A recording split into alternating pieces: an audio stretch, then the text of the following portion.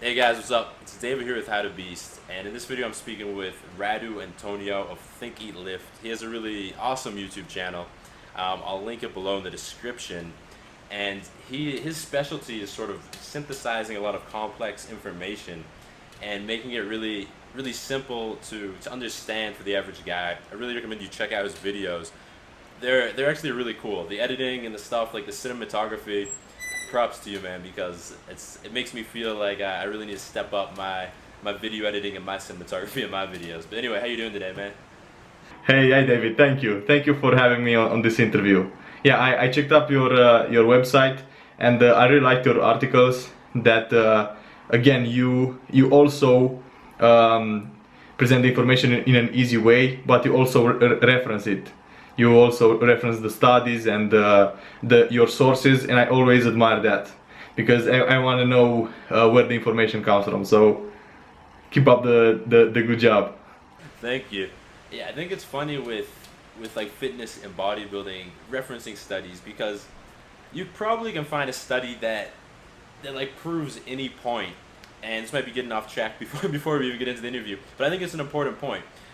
I think it's important to reference studies, but even then, I find if you're someone who's reading an article or watching a YouTube video and you see a study referenced, I still think it's important to actually like click on the study and look at it, because a lot of times you'll click on it and you'll be like you'll hear the person talking, you'll be like, wow, that's like that was proven in a study, and then you click on the study and it shows that like there was like a transient rise in like a hormone level in rats or something, and it still can leave you pretty skeptical, you know. I actually always, when I reference studies, I watch them a review of that study made by someone I follow. You know, guys like Alan Aragon or Lyle McDonald or Eric Helms. These guys, they always, I always look to them to understand the research. I very rarely delve into studies myself. So, yeah. No, I agree. I agree. And for people, before we get into the interview, people who are interested in like studies, I find that, you know, Alan Aragon's research review. I don't know if you follow that, but he like each month he reviews like the newest studies that relate to fitness or nutrition or bodybuilding, and I think he's the guy I admire most in that scene. So I'm glad you're a fan of his as well. Oh yeah. I've been following him for almost 2 years now. Nice. Yeah, same. Yeah, ever since I saw him or like read one of his articles. I think maybe he had some posts on like bodybuilding.com forums. Like it's like, oh, this guy clearly, I don't know, he synthesizes information.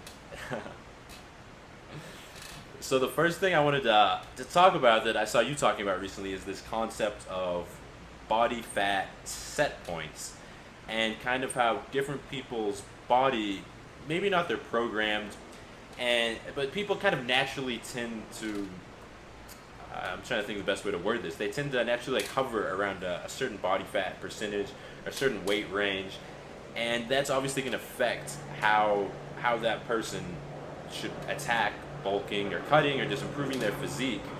So I guess I wanted to hear your explanation of body fat set points, and like what's like the main takeaway you think that, you know, natural bodybuilders or just natural guys who are trying to improve their physique need to take note of this concept. Yeah, so there are two things. We have set points and settling points, and these two are different concepts. Now, this is a theory. This hasn't been proved entirely in the research, but there does seem to be both biological and psychological factors that keep us at a certain body fat percentage. So, set point would be what we would call biology. So, this is what our body physically wants to maintain. So for example, 5% body fat is something that a male body doesn't want to be at. It's way too low for good hormonal functioning. It's way too low to you broke up there. No, you're good, you're good. Oh, okay, right. Okay, I thought the call interrupted. Okay, so if you go to a very low body fat percentage, the body doesn't want to maintain that, so it increases hunger to get you fatter, because it does that for survival. And also, it doesn't want to get too fat, because then you have health problems. That's why you have insulin resistance, that's why you have diabetes. That's actually an adaptation that the body wants to prevent fat gain. But settling points are something that are different. They are what we maintain because of our environment and because of our habits. Because although biologically the human body may be programmed to maintain, let's say, 10-15% body fat, you can see that in our society people are getting fatter and fatter. So what's wrong there? Is our biology broken? Is our thermostat broken? No, it's because we have such easy access to food these days, and we don't have to move. We can just go travel by car, by train, by plane, whatever, and we expend very little calories, and we find it very easy to eat a lot. So this is why our body fat settles at a higher point than our set point. Because if we lived in a world of tasteless food and of no social life, maybe we would maintain what the body is meant to maintain. A normal body fat, if you will, somewhere around in the healthy range. So now to answer your question about how this affects building a great physique, I think it's good to be aware that your body doesn't want you to be very lean, and that you can't actually trust your natural instincts, because those wanna get you fatter. So for example, if you intend to stay 8% body fat, I guarantee you that you can't eat by how you feel, by how hungry you are, because initially your body wants you to get fatter. It doesn't want to stay there because it feels it's a threat to survival. And once you understand that hey, you will have to fight those instincts to stay lean, then it becomes normal. You understand that it's okay for that to happen. And you also have to design your environment and your diet structure in a way that your body fat settles easily below your set point, because otherwise you'll just lose your mind. For example, Martin Berkhan of Lean Gains, how he became very famous in 2007, I think, when he created Lean Gains, because he managed to maintain a very low body fat, around 6%, without going crazy. And what he did was he designed his lifestyle in a way that made it easy to maintain a low body fat. Intermittent fasting, satiating foods, high protein, and strategic desserts and drinking. So he looked at the whole picture, because it's easy to tell someone, hey, you just have to hit your macros to get lean, and then you just have to hit your macros again to maintain. Yeah, that's it's like the literal explanation, but that advice alone, you give it to someone who's living an average lifestyle, and they have a million different ways that they can implement these macros into their life. And I think what you're getting at, right, is that at the end of the day, it oftentimes leads people to really going really balls to the wall for a few weeks and then just saying, screw it, this isn't working. No, yeah, that too. But the idea is that if you just tell someone that they need to hit their macros, that means you're telling them to use their willpower all the time. That they have to stick to those macros no matter what. And if you're a master of willpower, you can do that. But you're not going to be a normal person. Every time you go out, you will say, no macros for me today. Or you can't enjoy social events. Maybe you're always hungry. You are always obsessed with food. So this is not the way to stay lean. You have to design your environment and your lifestyle in a way that makes it easy for you to restrict calories. Otherwise, you will just go crazy. And this is the main reason people actually can't maintain a low body fat. Yeah, so I really like this idea. And it's not like a concept that very few people in the fitness world are talking about set points and settling points. And I really like it because it kind of, when I read your article and watched your video on it, it kind of like framed, I guess, a concept that I like to, or I guess my basic approach to bulking and cutting and, progressively improving your body as a natural lifter. It really made something click, and I'm curious to get your like what your general approach from like a very high level is on this. But I think that regardless of who you are, unless you're starting with a very good physique, which most people aren't, right? Most people who get into this, either they're very scrawny, they're skinny fat, or they're overweight. It's usually gonna be one of those three things, because that's gonna be like the pain point that gets you to be like, I need to make some changes and improve my life. And I think when you're at one of those 3 points, yes, you still need to try and structure these things so that they fit your lifestyle. But I think at first it's sort of inevitably going to take some willpower to make those structural changes, right? And I think for most guys, that first year, I mean, it could be depending on who you are, maybe anywhere from 6 months to 2 years. I'd say would be probably the time frame that I would give it. But in that time frame, if you're someone who's really obese, it's going to take restricting your calories more than is comfortable. Even if you tweak your lifestyle a lot, if you're overweight, you're used to eating a lot, it's going to take some willpower for you to get into that healthy body fat range. If you're like a really skinny dude who's really scrawny, it's going to take eating more than you're comfortable eating. That's sort of the background I came from. It's going to take eating a lot more than you're comfortable eating, and just like making yourself do it for some specific amount of time. And people who don't come from that background, they hear that and they're like, "Oh, like you're so lucky that you get to eat more." But at least for me, and I know for a lot of smaller, scrawny guys, it's you like eating, and even if you think you eat a lot, when you start counting the calories, you're like, "I'm gonna get sick if I take another bite full of this." It's like, do I want the gains, or do I want to like my stomach to let me sleep tonight? I don't know. That's at least how I felt. But getting back to the point of body fat set points or settling points, my approach is sort of you're gonna have to make that commitment up front the first 6 months, 1 year, 2 years to really get to the point where you're in a healthy body fat range, whatever you want to say, 8 to 12%, 8 to 15%, depending on who you are, depending on your genetics, you're gonna be happy with how you look at a different level of body fat. But once you get into that healthy body fat range where you're lean and you have noticeable muscle mass, I think after that is when you can really, hopefully by that point you've sort of achieved that settling point to get there. So you've adjusted your habits, if you've successfully made it there, that you're at that point.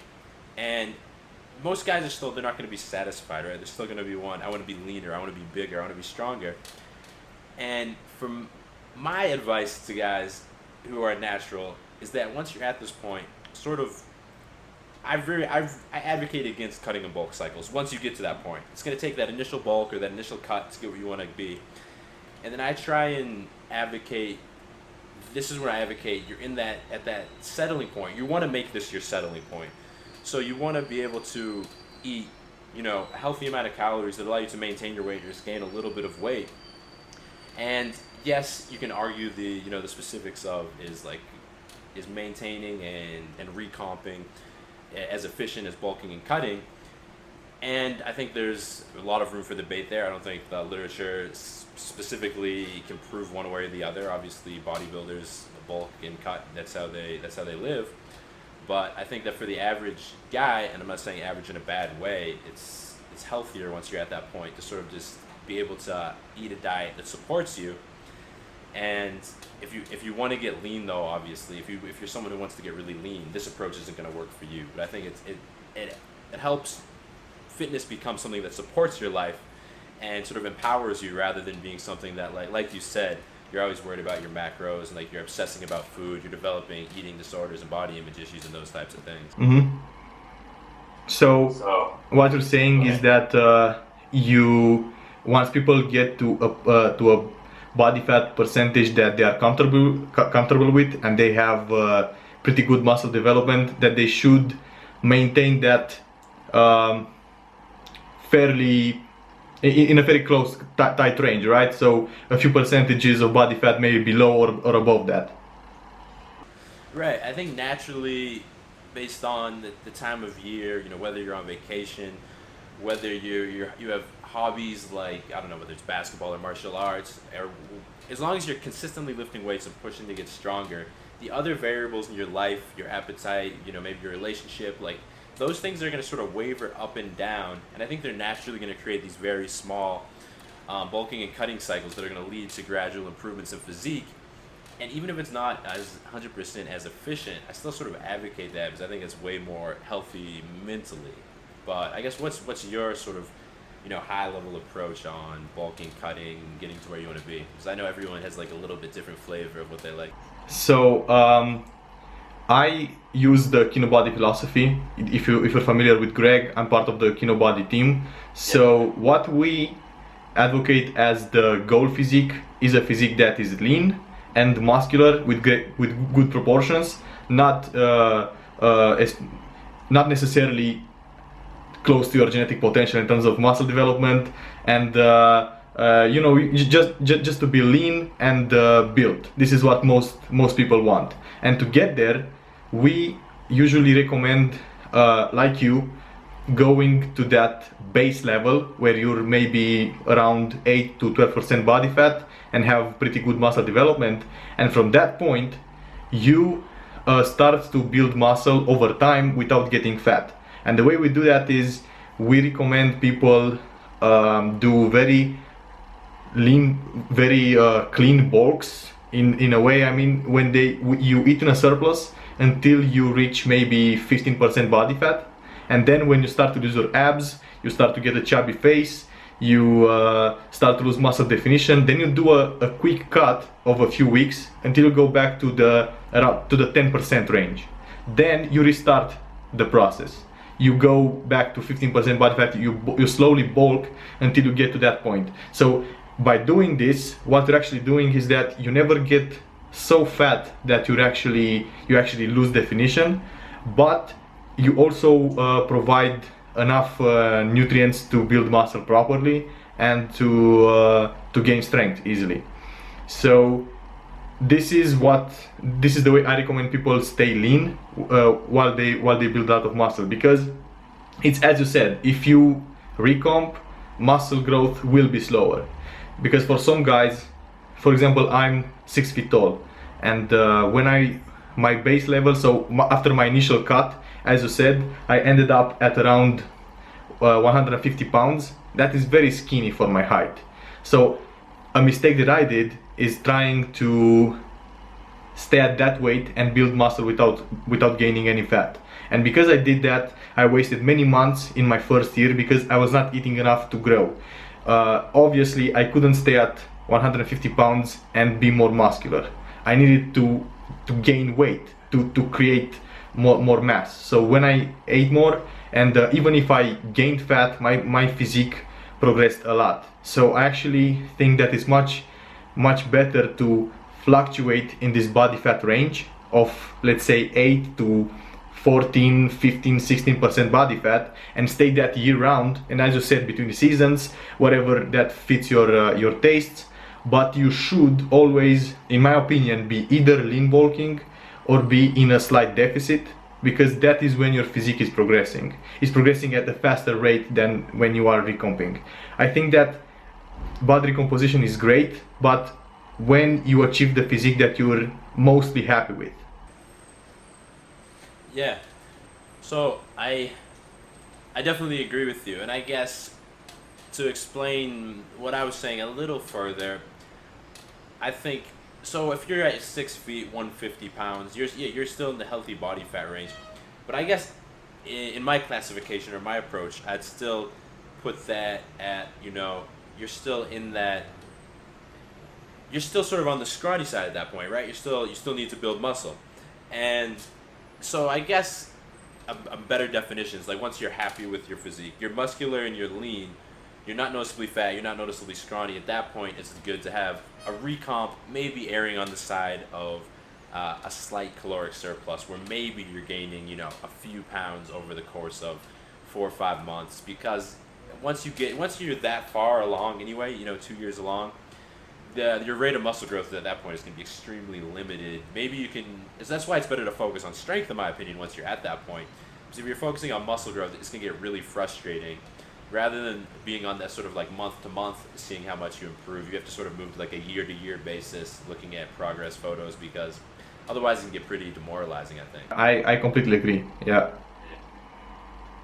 One point though is that I think people should be focusing on gaining weight, making sure that they actually gain muscle over the course of many months, because I noticed that a lot of people actually fail to get to gain any noticeable amount of muscle after their second, third year. I don't know why, maybe not eating enough is part of it, but gaining muscle takes a lot more time than losing fat. So in my opinion, it's a much better trade-off to accept some fat gain as you're gaining muscle, because then you can just cut the fat in a few weeks instead of waiting for a year, 2 years to build that muscle mass. Yeah, and I think strength here also is a good barometer, because once you sort of max out those, those new gains, if you're not eating enough to build muscle, you're also not eating enough to get stronger. So if you're just hitting these same plateaus over and over, that's a sign that you need to up your calories a little bit, because even if it means just stuffing a few extra carbs and into one meal a day or whatever meal you feel most comfortable having a bigger meal, that's obviously up to the person, right? That's going to depend again on however you want to achieve that settling point. But yeah, I think strength's a great measure of this. If you're not getting stronger, then even if even if the muscle growth isn't going to be that evident, at least you have those strength gains to sort of propel you forward. And I think most guys do get pretty addicted to getting stronger once they've been lifting for a year or two. Yeah, I agree. All right, so we're going to wrap up this video with that. This conversation is going to keep going. While we cover sort of bulking and cutting and achieving your goal physique and the long term in this video, in the next video we're going to talk more about some micro level, more detailed things like training to failure, when you should rotate exercises and things like that. So check out that video.